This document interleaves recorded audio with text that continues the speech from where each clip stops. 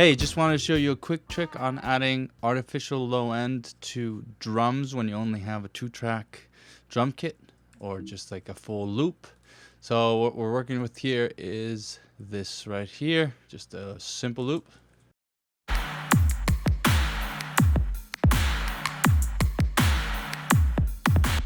And I added some low end here and some compression, some saturation and stuff like that, but it wasn't really adding that low end that I wanted. So what I ended up doing was I created this bus called low, and I took all the high end out, filtered it all the way down to 107 hertz in this case, and then I added an RBass, which added artificial low end.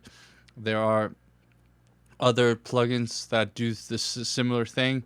I think there's the sub bass plugin in Logic does something very similar, and then I added a compressor at the end here, and can't exactly remember what I was trying to achieve with the compressor other than just steadying things out. And so this is what we have.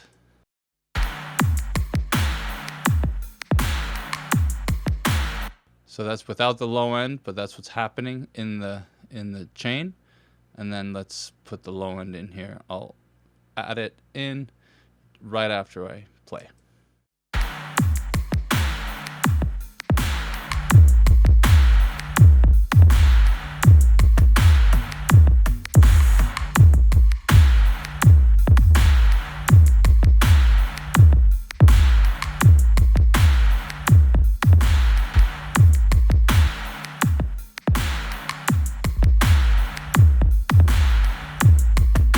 So there's quite a lot of intensity going on here, some compression and stuff like that.